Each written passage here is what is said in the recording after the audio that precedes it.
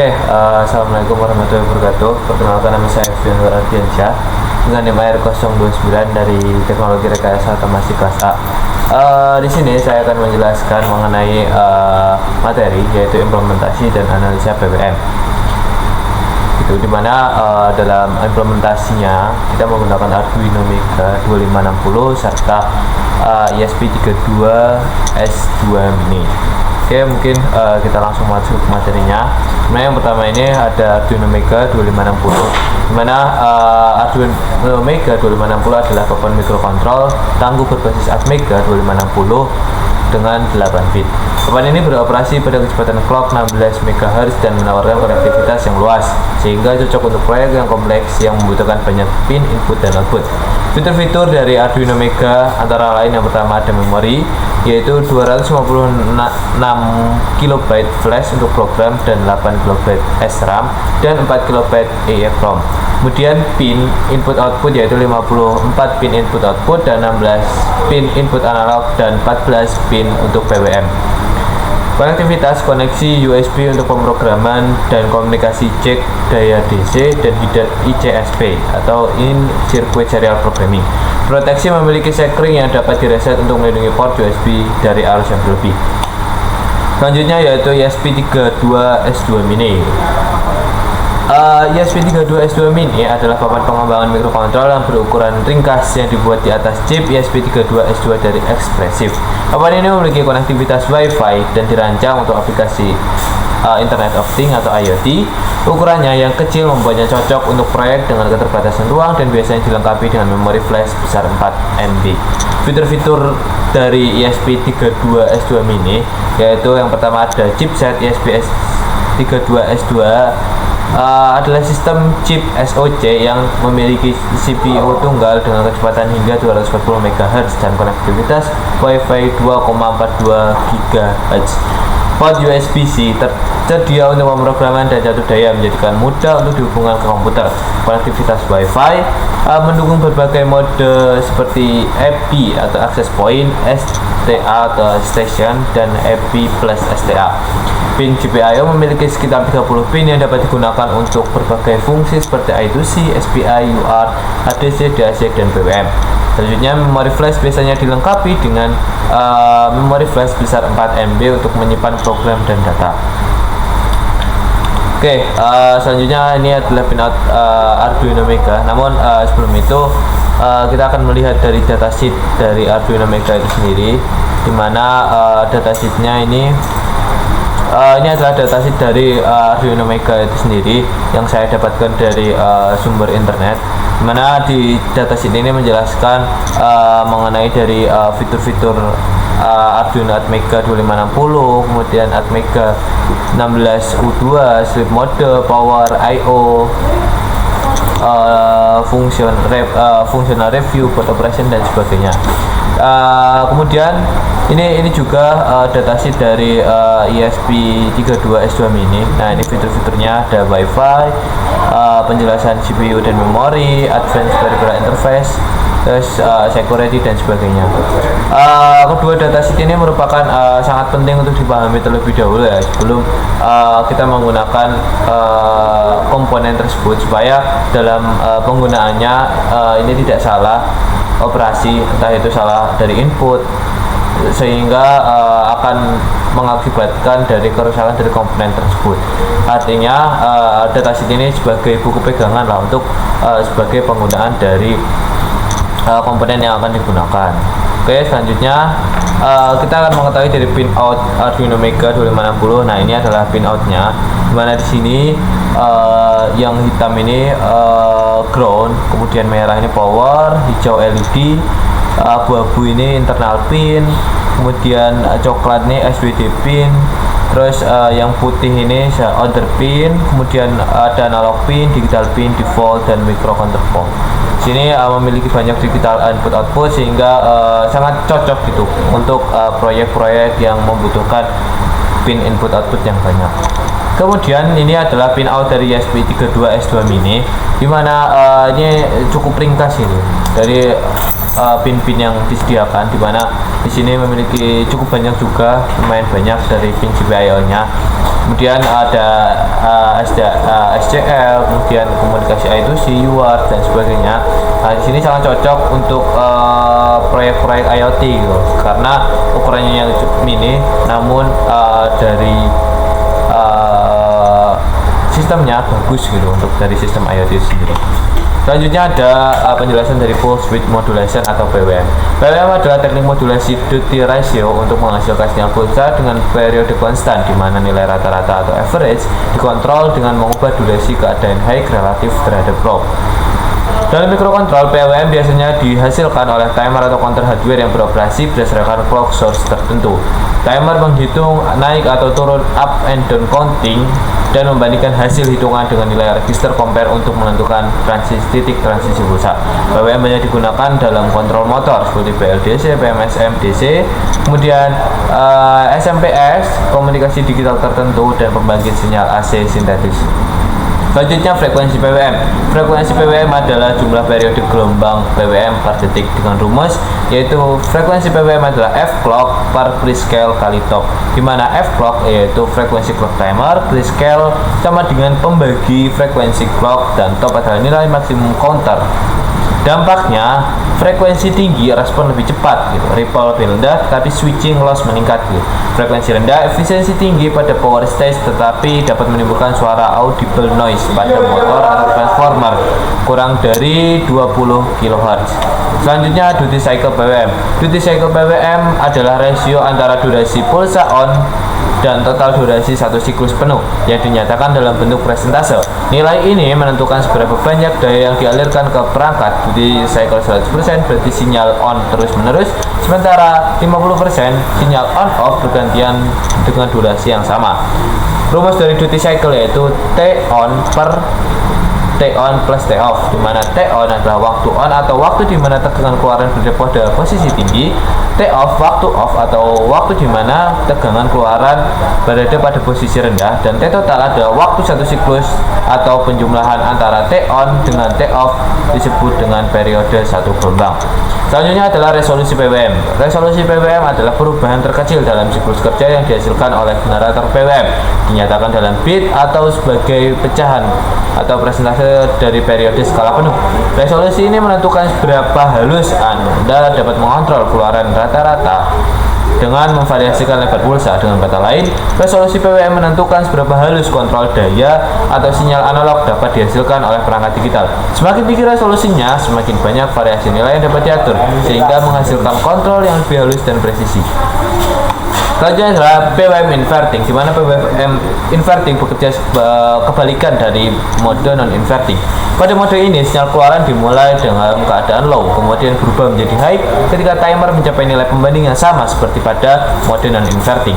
Ketika periode berakhir dan timer kembali ke awal, sinyal menjadi low kembali dan siklus berulang. Karena logikanya terbalik, semakin besar nilai duty cycle-nya, maka sinyal justru akan berada dalam kondisi low yang lebih lama, dan high lebih singkat.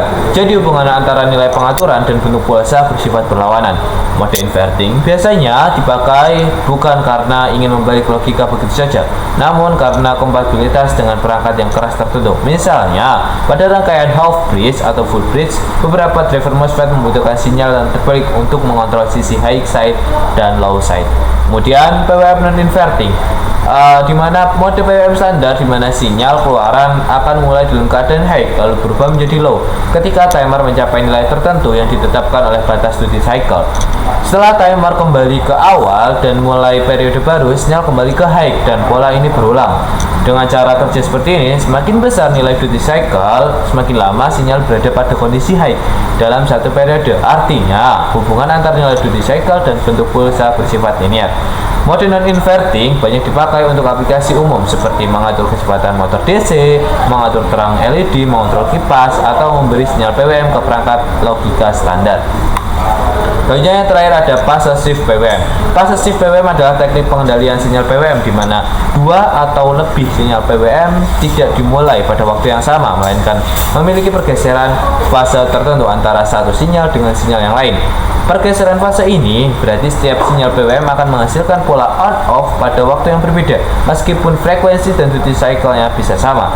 Jika sinyal PWM biasa dimulai bersama-sama dan naik di titik waktu yang sama. Pada fase shift PWM, setiap sinyal memiliki waktu permulaan yang berbeda yang sudah diatur. Misalnya, pergerakan bergeser 90 derajat, 120 atau 180 derajat dari sinyal yang lain. Pergeseran fase ini membuat sinyal-sinyal tersebut bekerja secara bergiliran atau interleave, bukan serempak. Pada sistem elektronik, pergeseran fase ini memiliki banyak kegunaan penting. Misalnya, dalam konverter daya multifase, beberapa sinyal PWM digeser digunakan untuk menggerakkan beberapa MOSFET secara bergantian. Dengan cara ini, beban arus terbagi rata dan menghasilkan ripple yang kecil serta efisiensi yang lebih tinggi dan stres thermal yang lebih rendah pada komponen. Baik, sekian cukup penjelasan saya mengenai dari pengenalan Arduino Mega 2560, ESP32 S2 Mini dan sebagainya. Kurang lebihnya mohon maaf. Setelah ini kita akan lihat hasil dari video praktikumnya. Sekian, terima kasih. Oke, kita lanjut pembahasan dari programnya, dimana ini percobaan dari PWM inverting dan non inverting. Di sini ada 4 program utama, dimana yang pertama ini ada menggunakan Arduino, kemudian ditambahkan dengan GUI-nya untuk sebagai monitoring dan pengontrolannya. Kemudian di sini ada program dari ESP dan ditambah juga kontrol dan monitoring dari GUI-nya. Nah, yang pertama ini kita coba akan bahas dari program yang dihasilkan dari AI-nya juga pun sama, ini menggunakan dari AI. Ini hasil dari prompt. Ini hasilnya seperti ini, dimana ini di program ini menggunakan dari library dari Arduino.h. Kemudian di sini ada sedikit penjelasan dari komen untuk penggunaan dari programnya. Terus di sini ada pendefinisian dari inverting PWM output dari pin inverting maupun non invertingnya.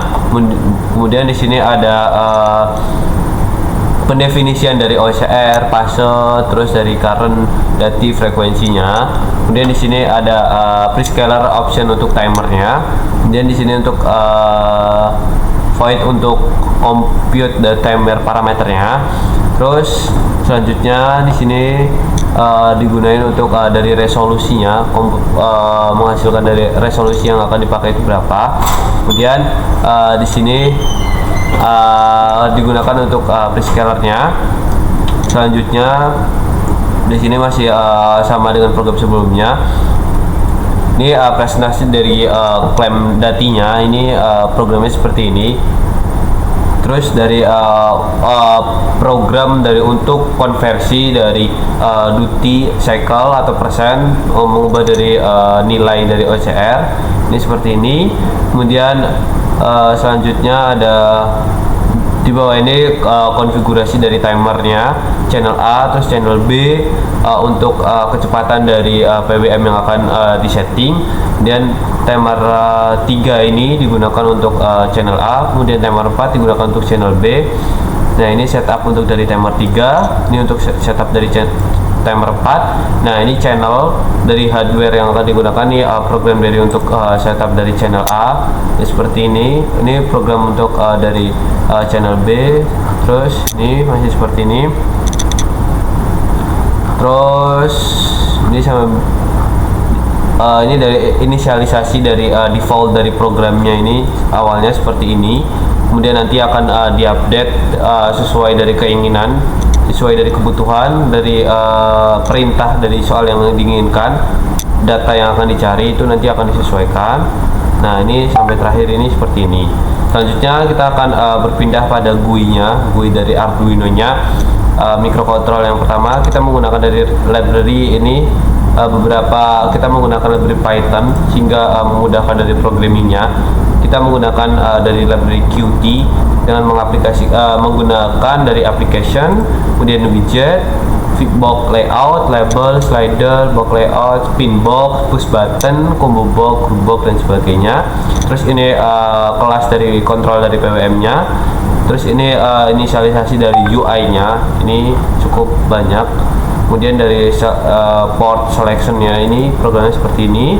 Terus ini PWM setting dari grup loopnya, terus ini slider, frekuensi dari slider yang akan diatur, dan ini resolusinya, terus duty cycle untuk PWM non inverting, kemudian ini duty cycle untuk PWM inverting, kemudian ini untuk koneksi dari buttonnya. Cukup. Selanjutnya kita akan berpindah ke program dari ESP-nya, dimana masih tidak jauh berbeda dengan program sebelumnya, menggunakan dari library Arduino.h, dan ini definisi dari pin yang akan digunakan yaitu pin 5 dan 7. Kemudian nilai defaultnya ini seperti ini, seperti dari program yang dihasilkan dari AI-nya. Kemudian dari void loop-nya ini berisi dari kondisi-kondisi ketika nanti akan diatur dari frekuensi atau programnya. Ini seperti ini. Kemudian kita bisa berpindah dari program GUI-nya, masih sama dari beberapa library yang digunakan pun menggunakan library Qt juga sama, yaitu widget, block layout, label, slider, push button, spin block, combo block. Terus ada pengaturan dari kelas dari kontrol dari PWM-nya, kemudian ada definisi dari UI-nya. Nah ini, kemudian masih sama menggunakan serial port selection, status labelnya ini diperlihatkan. Terus dari frekuensi yang akan diatur, dari nilai awalnya ini dari 1000 sampai 4000. Kemudian ada resolusi yang akan ditampilkan. Kemudian ada duty cycle dari slidernya, dari nilai 10 hingga 0 sampai 100. Kemudian terus cukup begitu untuk penjelasan dari program percobaan inverting non inverting. Selanjutnya kita akan masuk dari hasil percobaan yang telah dilakukan. Baik, pada percobaan yang pertama yaitu menggunakan Arduino Mega 2560. Dari hasil source code yang dibuat di sini menghasilkan dari dua program, di mana program yang pertama diupload ke Arduino Mega, kemudian yang kedua sebagai GUI atau Graphic User Interface-nya.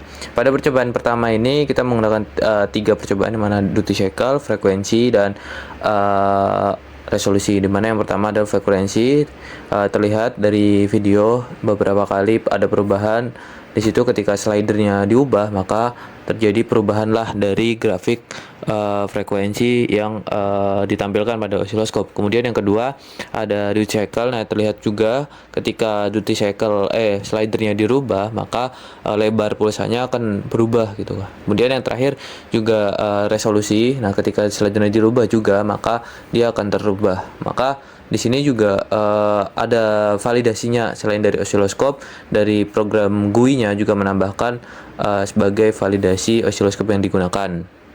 Baik, pada percobaan yang kedua masih menggunakan dari Arduino Mega 2560, di mana uji coba yang kedua ini berfokus pada inverting, grafik inverting, dan grafik non inverting, serta variasi dari duty cycle-nya. Dimana terlihat pada layar osiloskop yang pertama ini melihat dari grafik dari inverting itu sendiri.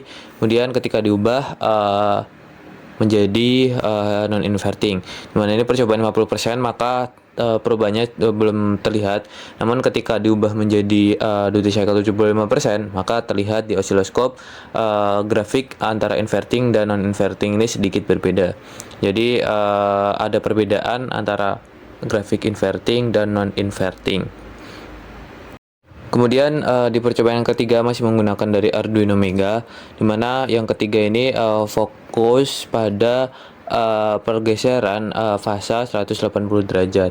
Nah, terlihat dari grafik osiloskop awalnya memang masih sejajar gitu antara channel 1 hingga channel 2. Kemudian ketika fasanya dirubah, maka akan terjadi perubahan gitu, akan terjadi pergeseran dari grafik antara channel 1 dan channel 2. Terlihat dari osiloskop ada perubahan yang awalnya sejajar, kemudian ketika diubah makanya hasil yang ditampilkan berbeda.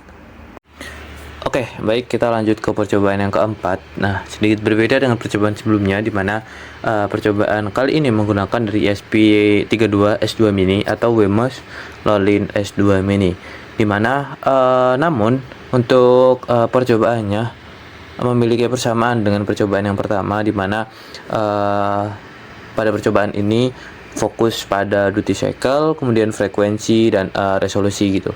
Dimana yang pertama sendiri yaitu kita akan mengetes dari frekuensi tersebut, yaitu dengan menggunakan slider gitu. Ketika memang dari frekuensi itu diubah gitu, maka akan terjadi perubahan gitu. Akan terjadi perubahan pada grafik yang ditampilkan pada osiloskop gitu. Nah, ketika memang frekuensinya diubah dari yang awalnya slidernya kecil kemudian diubah menjadi besar, maka akan terjadi perubahan pada grafik yang ditampilkan pada osiloskop.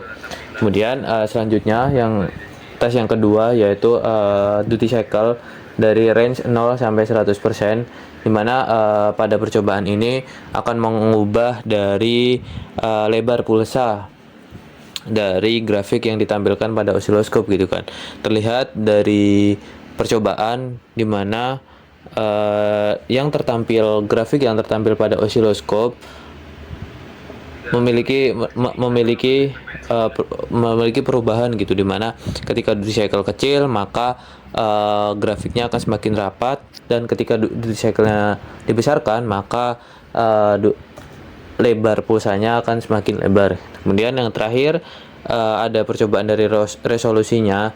Nah, ini memungkinkan dari perubahan dari grafik, dimana bisa jadi ketika resolusinya kecil maka grafik akan mengecil seperti itu. Kemudian ketika slidernya diubah menjadi lebih besar gitu, ke nilai yang lebih besar, maka grafik akan mengikuti juga gitu, sehingga grafik yang ditampilkan yaitu agak sedikit berbeda dengan resolusi kecil.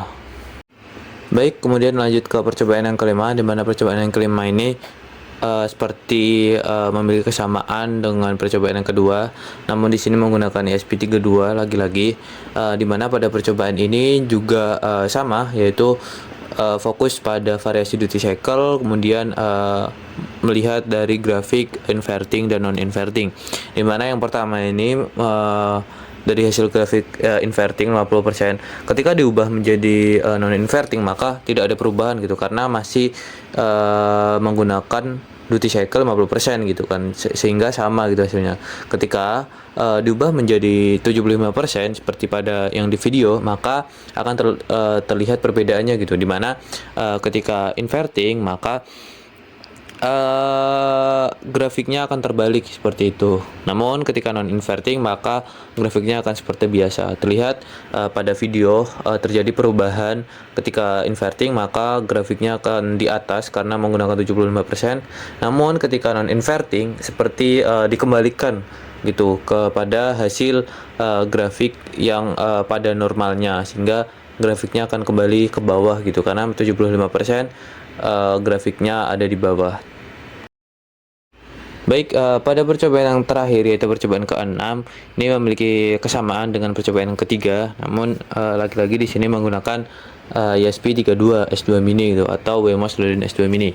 Dimana pada percobaan yang ke-6 ini fokus pada pergeseran fasa yaitu 180 derajat dengan variasi duty cycle. Pada video yang ditampilkan terlihat dari awalnya fasanya terlihat sejajar, namun ketika diubah maka akan terjadi pergeseran grafik gitu, sehingga akan terlihat perbedaannya ketika fasa yang seiring berubah.